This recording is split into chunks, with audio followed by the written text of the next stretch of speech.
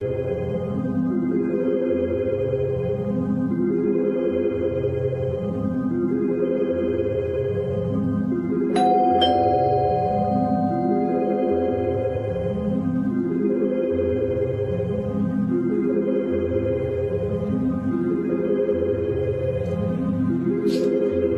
चौहान। जी। Ma'am आपका parcel. भैया नहीं चाहिए प्लीज। मैम अगर आपको नहीं चाहिए तो आपने जहाँ से ऑर्डर किया है वहाँ से आप रिटर्न रिक्वेस्ट डाल दीजिए, वापस हो जाएगा, पर यहाँ तो आपको लेना पड़ेगा। ठीक है दीजिए। मैम हाँ एक गिलास पानी मिलेगा? भैया आप कहीं और पी लो पानी प्लीज। मैम बहुत ज़ोरों की प्यास लगी है। ठीक है लाती हूँ।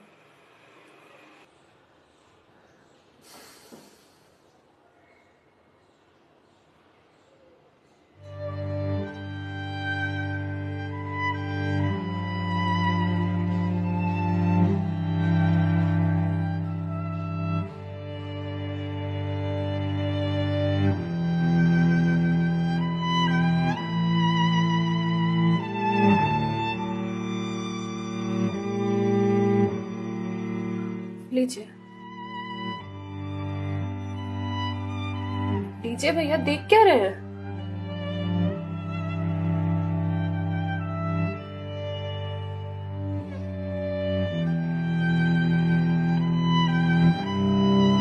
मैम आपको कोई दिक्कत है? मतलब आप किसी परेशानी में हैं? भैया पानी पीकर ग्लास दीजिए आप। मैम छोटा मुंह बड़ी बात कह रहा हूँ, पर अगर आप किसी परेशानी में हैं तो आप मुझे बता सकती हैं। भैया आप पानी पीजिए, ज्यादा समाज से भी मत बनिए। मैम दुख बांटने से कम होता है। अच्छा, और आपको किसने कहा कि मैं दुखी हूँ? मैम अगर आप दुखी नहीं हैं तो फिर वो फंदा क्यों लगा रखा है?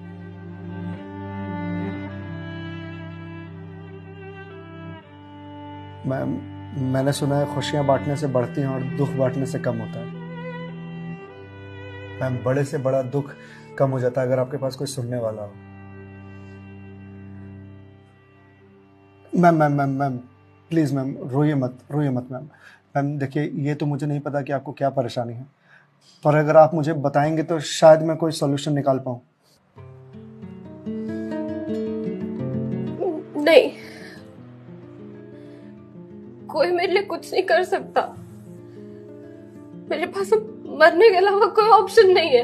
मैम ऑप्शन तो ढूंढने से मिलता है ना। आप एक बार मुझे बताइए ना, शायद मैं कोई जीने का ऑप्शन ढूंढ पाऊं आपके लिए।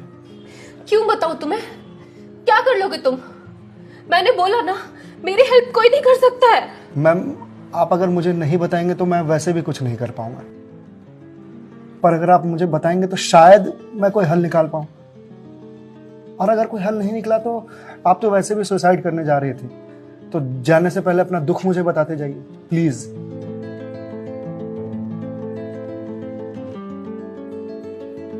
Please ma'am.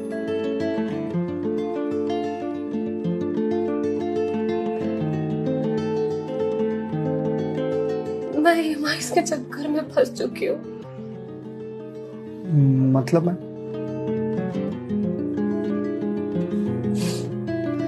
कुछ साल पहले एक कोर्स के लिए मैंने लोन लिया था, फिर उसके कुछ वक्त के बाद एक और लोन, और ये लोन का सिलसिला यूं ही चलता गया। इस महंगाई के जमाने में पैसे की जरूरत तो हर किसी को पड़ती है, मुझे भी थी। मैंने प्राइवेट कंपनी से भी लोन लिए, ज्यादा ब्याज पर, और अब मैं उन्हें चुका नहीं पा रही हूँ। क्यों मैम, आपके पास जॉब तो होगी ना? जॉब थी, पर मैं जिस कंपनी में जॉब करती थी उस कंपनी ने मुझे ये कहकर टर्मिनेट कर दिया कि फाइनेंशियल लॉस के कारण वो मुझे और मुझ जैसे कुछ एम्प्लॉयज को सैलरी नहीं दे सकते। तो मैम आप किसी और कंपनी में ज्वाइन कर लो, बहुत सारी कंपनीज हैं यहाँ तो। तुम्हें क्या लगता है मैंने अप्लाई करने का ट्राई नहीं करा होगा? जॉब नहीं खोजी होगी? बहुत की थी, पर इस रिसेशन के जमाने में जॉब मिलना कितना मुश्किल है ये तुम जैसे डिलीवरी बॉय को क्या पता।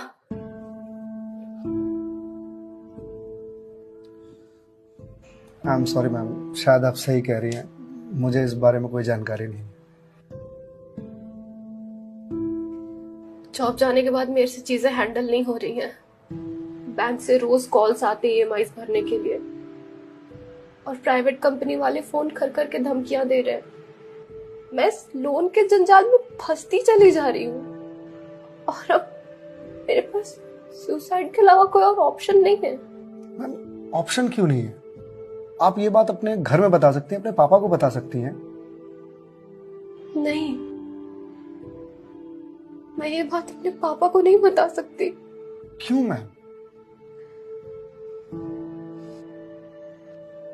मेरे पापा रिटायर हो चुके हैं, उनके ऊपर पहले से घर की बहुत रिस्पॉन्सिबिलिटीज है। वो मेरी शादी के लिए पैसे भी जोड़ रहे हैं। मैं उनसे किस मुंह से पैसे मांगू? मुझे पढ़ाने के लिए, बाहर भेजने के लिए उन्होंने ना जाने रिश्तेदारों से कितने ताने सुने होंगे, और अब जब मैं उन्हें ये जाकर बोलूंगी तो लोग क्या कहेंगे? मैम, पैसे आपको अपने पापा से मांगने हैं या लोगों से? पापा से लेने हैं। तो फिर अब लोगों का क्या है? लोगों का तो काम है कहना, वो तो कहते रहेंगे। पर मैं किस मुंह से जाके अपने पापा को ये बोलूं? किस मुंह से मांगू पैसे उनसे? जिस उम्र में मुझे उनका बोझ उतारना चाहिए, सहारा बनना चाहिए, उस उम्र में मैं उन पे ही बोझ बनूं?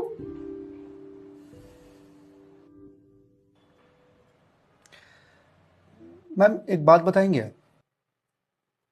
बचपन में आपकी सबसे फेवरेट चीज क्या थी?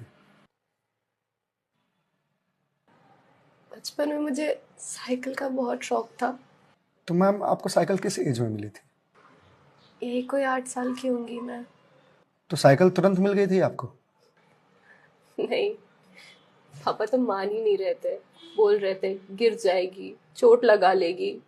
तो फिर कैसे साइकिल मिली? बहुत जिद की थी मैंने, बहुत। खाना पीना सब छोड़ दिया था। तो मैम, साइकिल के लिए जो जिद किया आपने, तो शर्म आई होगी आपको? तो मुझे मुझे क्यों शर्म आएगी? पापा है वो मेरे, उनसे जिद नहीं करूंगी तो किससे जिद करूंगी? तो मैम, जब बचपन में साइकिल के लिए जिद करने में शर्म नहीं आई, तो अब क्यों आ रही है?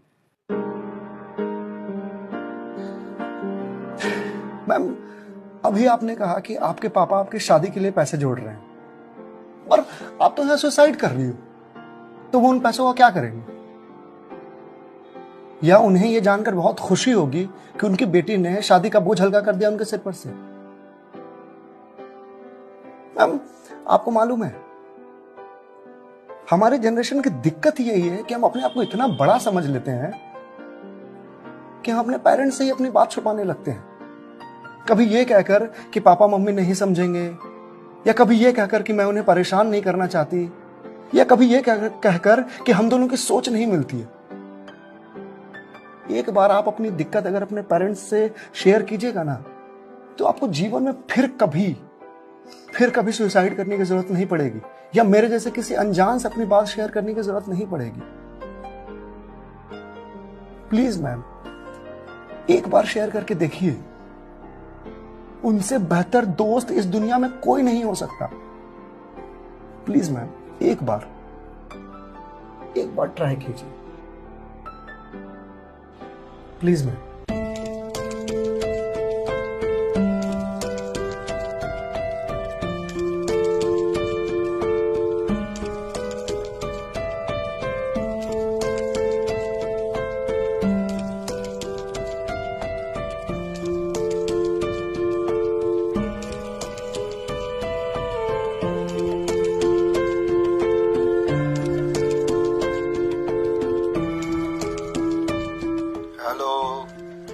हेलो पापा।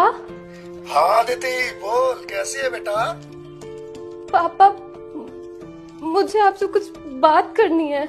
हाँ बोल ना बेटा।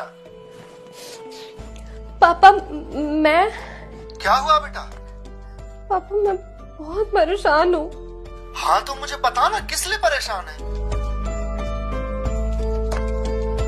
अदिति बेटा, रो क्यों रही है? बता ना, क्या बात है? पापा, वो मैंने बैंक से लोन ले रखा था ना,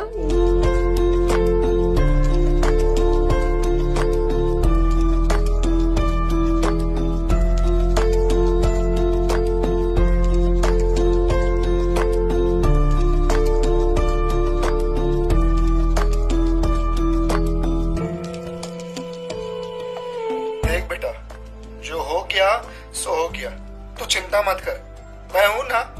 अभी तेरा बाप जिंदा है, मैं काम करता हूँ, मैं कल ही तेरे पास आता हूँ, तू बिल्कुल भी चिंता मत कर। हाँ पापा, आप प्लीज आ जाइए। देखा मैं, आपके पापा आपके एक फोन पर यहाँ आने को तैयार हो गए और आप इतने दिनों से अकेले सफर कर रहे थे। मैम, मम्मी पापा से बढ़िया दोस्त कोई हो ही नहीं सकता। आप एक बार उन्हें दोस्त बना करके तो देखिए। आप सही कह रहे हैं भैया, मम्मी पापा से अच्छा दोस्त कोई नहीं हो सकता है। Thank you. It's okay ma'am, ये लीजिए ग्लास। वंस अगेन भैया, thank you so much. It's okay ma'am, bye. Ma'am जी? मेरे पास आपके लिए कुछ है, यही रुकिएगा, मैं थोड़ी देर में आता हूँ।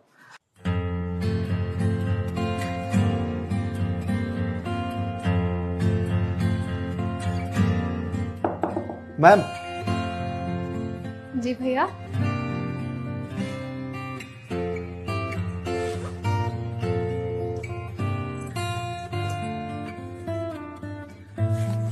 मैम, ये आपके लिए। भगवत गीता? जी मैम। मैम, 2020 का साल मेरे लिए बहुत बुरा था। कोरोना में मेरी जॉब चली गई। पहले के कुछ महीने जो थे वो तो सेविंग्स से निकल गए, लेकिन उसके बाद के कुछ महीने बहुत ज़्यादा टफ था। मेरे ऊपर भी आपकी तरह बहुत सारे EMIs थे जो मैं पे नहीं कर पा रहा था, जिस वजह से मैं बहुत परेशान था और सुसाइड करने की सोचने लगा था।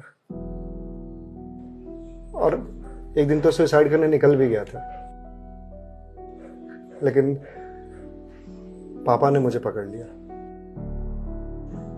पहले तो बहुत डांटा,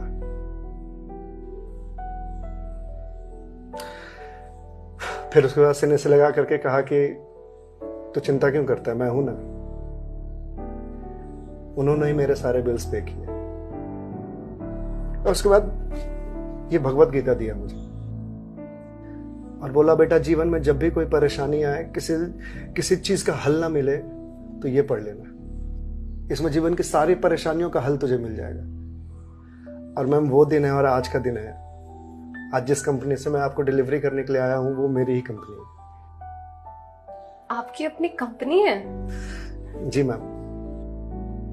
कोरोना के बाद मैंने अपना स्टार्टअप शुरू कर दिया था जॉब जाने के बाद, क्योंकि जॉब मिल ही नहीं रही थी। तो अगर आपकी कंपनी है तो फिर ये डिलीवरीज आप क्यों कर रहे हैं? मैम, मुझे अच्छा लगता है अपना काम खुद करना, और शुरुआत तो मैंने अकेले से ही किया था ना। आज भी जब मन करता है तो निकल जाता हूँ डिलीवरी करने के लिए। और देखिए, आज तो निकलना मेरा सफल रहा, आपसे मुलाकात हो गई। और जो सीख मुझे भगवत गीता से मिली वो मुझे आपको देने का मौका मिला। मैम, वैसे तो बहुत सारी बातें हैं इसमें सीखने की, पर जो सबसे अच्छी बात मुझे लगती है वो ये कि जो समय है ना, ये कभी एक सा नहीं रहता। आज बुरा समय है तो कल अच्छा समय जरूर आएगा। आज अंधकार है तो कल सवेरा जरूर आएगा। इसलिए कभी भी अच्छे समय में इतराना नहीं चाहिए और बुरे समय में विचलित नहीं होना चाहिए। समय है, कट जाएगा।